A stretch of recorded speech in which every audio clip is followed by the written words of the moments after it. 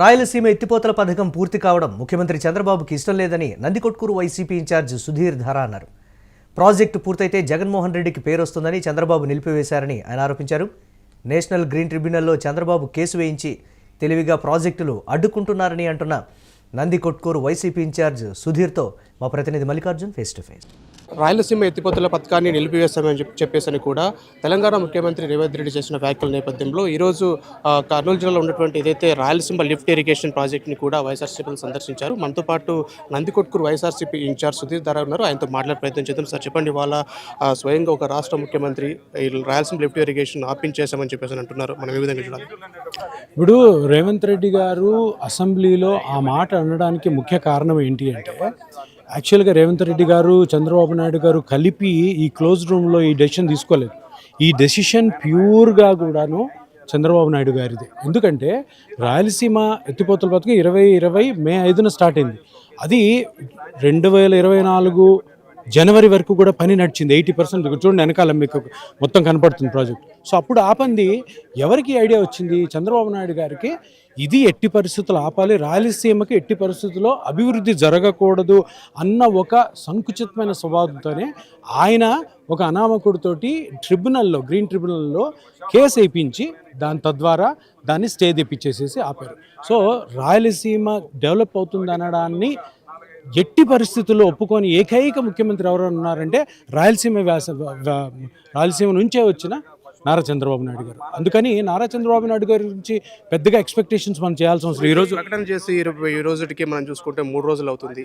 ఇక్కడ నుంచి ముఖ్యమంత్రి నుంచి కావచ్చు, వాళ్ళ మంత్రివర్గం నుంచి కావచ్చు, ఎలాంటి స్పందన రాలేదు. అంటే మనం అంగీకరించాల్సి వస్తుందా? అంగీకరించారు కాబట్టే చంద్రబాబు నాయుడు గారు ఏ విధమైనటువంటి వ్యాఖ్యలు చేయడం లేదు ఇందులో. ఇప్పుడు ఇమ్మీడియట్గా అసెంబ్లీ సమీక్షా సమావేశం అని ఒకటి పెట్టి, పెట్టిన తర్వాత ఏం చేశారు? ఏ విధంగా దీన్ని కౌంటర్ చేయాలి? అరే నిజం బయటపడిపోయింది, మనం ఆపిన విషయం తెలిసిపోయింది కాబట్టి కౌంటర్ ఎట్లా చేయాలి? కౌంటర్ చేసే ఆ ప్లాన్ కూడా సరిగ్గా లేదు. ఏమంటున్నారు? ట్రిబ్యునల్ ఆపింది అందుకని జరగలేదు, ట్రిబ్యునల్ ఆపింది అందుకని ట్రిబ్యునల్ ఆపితే మీరేం చేస్తున్నారు? మీరు ఎన్డీఏలో ఉన్నారు కదా, ట్రిబ్యునల్ తెప్పించండి. ఎంతసేపు అవుతుంది? నరేంద్ర మోడీ గారితో ఒక ఫోన్ చేపిస్తే ట్రిబ్యునల్ అవుతుంది. ఇప్పుడు స్టార్ట్ చేయండి. ఇప్పుడు 18 ఏళ్ళు అయింది మీరు వచ్చి. మీకు రాయలసీమ మీద అంత ఇష్టం ఉంటే, రాయలసీమ డెవలప్ అవ్వాలి, రాయలసీమకి ఎంత కరువు ఉందని మీరు అనుకుంటే ఇమీడియట్గా ఒక ఫోన్ కాల్తో ట్రిబ్యునల్లో వాళ్ళకి పర్మిషన్ ఇస్తారు, స్టార్ట్ చేయొచ్చు. ఎందుకు చేయడం లేదు? అంటే ఒక విషయం అందరూ గమనించాల్సింది, రాయలసీమ వాసులు, ఆంధ్రప్రదేశ్ రాష్ట్ర వాసులు, చంద్రబాబు నాయుడు గారికి రాయలసీమ డెవలప్ అవడం ఎట్టి పరిస్థితుల్లో కూడా ఇష్టం ఉండదు. ఇది రేవంత్ రెడ్డి గారు చేసిన పని కాదు, కేసీఆర్ చేసిన పని కాదు. ఇది ప్యూర్గా చంద్రబాబు నాయుడు గారు కుట్ర వల్లనే ఈ రాయలసీమ ఎత్తిపోతల పథకం ఆగిపోయింది. ఏంటి సార్ అసలు ఈ రాయలసీమ లిఫ్ట్ ఇరిగేషన్ యొక్క పని ఏంటి? దీని ద్వారా రాయలసీమకు జరుగుతున్నటువంటి మేలేంటి? ఇప్పుడు రాయలసీమలో ఫస్ట్ మనకు ప్రాజెక్ట్ స్టార్ట్ అయింది ఎన్టీఆర్ గారి వల్ల 1980లో పోతిరెడ్డిపాడు. అప్పుడు 4 గేట్స్ తోటి 11,500 క్యూసెక్ల నీళ్లు కొట్టేవాళ్ళు. దాని తర్వాత అది ఎక్కడికి? చెన్నైకి. అది రాయలసీమకి కాదు, చెన్నైకి. అది సరే కొంచెం సాగునీటిని అప్పుడు 1980లో పోతిరెడ్డిపాడు ఎస్ఆర్బిసి వల్ల చేస్తుండే. దాని తర్వాత రాజశేఖర రెడ్డి గారు 2004లో వచ్చినప్పుడు దాన్ని 11,500 క్యూసెక్కుల నుంచి 40,000 క్యూసెక్కులు చేశారు. దాని తర్వాత మన జగన్మోహన్ రెడ్డి గారు వచ్చి దాన్ని 80,000 క్యూసెక్కులు, దాన్ని విడ్త్ పెంచడము ప్లస్ కాంక్రీట్ పనులు చేయడం. సో ఇప్పుడు ఆపడం అన్న విషయం అన్నది ముఖ్యంగా జరిగేది ఎందుకంటే, ఈ ప్రాజెక్టు కానీ జరిగింది అంటే రాయలసీమ ఎత్తిపోతల పథకం రాయలసీమ మొత్తం సస్యశ్యామలం అవుతుంది.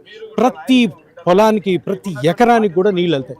ఇది తట్టుకోలేడు చంద్రబాబు నాయుడు. అందుకనే ఇది తప్పకుండా ఆపాలి. ఎందుకంటే ఇప్పుడు మీరు అడగండి చంద్రబాబు నాయుడు గారిని, సార్ ఇది రాయలసీమ ఎత్తిపోతల పథకము ఆపడానికి, ఆగిదానికి స్టార్ట్ చేయకపోవడానికి కారణం ఏంటి? ఇది మీ రాయలసీమే కదా. రాయలసీమ అత్యల్పమైన వర్షాభారం ఉంది. ఇక్కడ పొలాలు సరిగ్గా పండవు. ఇక్కడ ఉన్న వాళ్ళంతా కడు బీద వాళ్ళ డెవలప్మెంట్ కోసము మీరు ఎందుకు పోరాడడం లేదు? ఆల్రెడీ స్టార్ట్ చేసి మొట్టమొదటిసారి ముఖ్యమంత్రి అయిన వైఎస్ జగన్మోహన్ రెడ్డి గారు ప్రారంభించిన దాన్ని మీరు అప్రిషియేట్ చేసి ఇమీడియట్గా ట్రిబ్యునల్కి వెళ్ళి ఎందుకు చేయడం లేదు? ముఖ్యమైన కారణము ఆయనకి ఇష్టం ఉండదు రాయలసీమ డెవలప్ అవడం. ఇది అందరూ తెలుసుకోవాలి. రాయలసీమ ప్రజలు, ఆంధ్ర ప్రజలు అందరూ తెలుసుకోవాల్సి అంటే, చంద్రబాబు నాయుడు గారు ఇక్కడే పుట్టినా కూడాను, ఇక్కడే పెరిగిన, ఇక్కడ చదువుకున్నా కానీ రాయలసీమ డెవలప్ అవడం ఆయనకి ఇష్టం ఉండదు. ఓకే సార్, ఎలా ముందుకెళ్ళబోతున్నారు? ఈ ప్రాంతవాసిగా ఇన్ఛార్జిగా మీరు కొనసాగుతున్నారు. ఈ ప్రాంతంలో ఒక మహోన్నతమైనటువంటి ప్రాజెక్ట్ ఇది. దీనిపైన ఎలాంటి పోరాటాలకు సిద్ధమవుతున్నారు? ఇప్పుడు ఈ ఎంత పోరాటం చేసినా కూడా చంద్రబాబు నాయుడు గారు ఏదో చేసేస్తారు, వెంటనే ఇమీడియట్ పని చేస్తారు అనుకోవట్లేదు. ఎందుకంటే ఆయనకి చిత్తశుద్ధి లేదు. అందుకని అంటే ప్రజా ఉద్యమం మేము ప్రారంభించాలనుకుంటున్నాం. మొట్టమొదటి నందికొట్కూరు నుంచే ప్రారంభిస్తాం. నంద్యాల జిల్లా, దీని తర్వాత మొత్తం రాయలసీమ అంతా కూడా కలుపుకొని తప్పకుండాను ఒక ప్రజా ఉద్యమం తెప్పించి రాయలసీమ, ఎందుకంటే ఇక్కడ దగ్గర దగ్గర 4 జిల్లాలకు సంబంధించిన సాగునీటి సమస్య, తాగునీటి సమస్య ఇది. తప్పకుండా అందరూ ప్రజలు ముందుకు రావాలి. అందుకని ఇందాక చెప్పాను నేనేంటంటే ఈ రోజు నుంచి కూడా కూటమి ప్రభుత్వం యొక్క పత్రము ప్రారంభం కాబోతుంది. ఎందుకంటే అక్కడ పక్కన తెలంగాణ ముఖ్యమంత్రి అయినటువంటి మీ శిష్యుడే చెప్పాడు, మేమే కలిసి దీన్ని ఇచ్చేసామని. ఇంతకంటే ఒక ప్రూఫ్ ఏముంది మీకు? మీరు రాయలసీమ ఎత్తిపోతల పథకాన్ని కావాల్సిన దుర్బుద్ధంతో ఆపేశారని చెప్పి. అందుకని ప్రజా ఉద్యమం మొదలవుతుంది. ఈ ప్రజా ఉద్యమం కంటిన్యూ అవుతుంది. ఈ ప్రజా ఉద్యమంలో తప్పకుండా వైఎస్ఆర్ కాంగ్రెస్ పార్టీ ప్రజలతో పాటే ఉంటుంది. ఈ ప్రాజెక్ట్ కట్టేంత వరకు.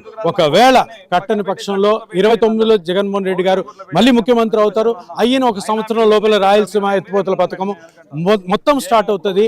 మొత్తం రాయలసీమ అంతా కూడా సస్యశ్యామలం ఉంటుంది. ఇది పూర్తి స్థాయిలో వైఎస్ఆర్సీపీ దీనిపైన పోరాటం చేయబోతోంది. ఈ రోజు సందర్శనతో పాటుగా భవిష్యత్తులో మరిన్ని పోరాటాలు చేస్తాం, ఖచ్చితంగా రాయలసీమ ఎత్తిపోతల పథకం అండగా నిలుస్తామని చెప్పేసి కూడా డాక్టర్ సుధీర్ ధారా అంటున్నారు. కెమెరా పర్సన్ సాక్షితో మల్లికార్జున్, యూటీవీ, కర్నూలు జిల్లా.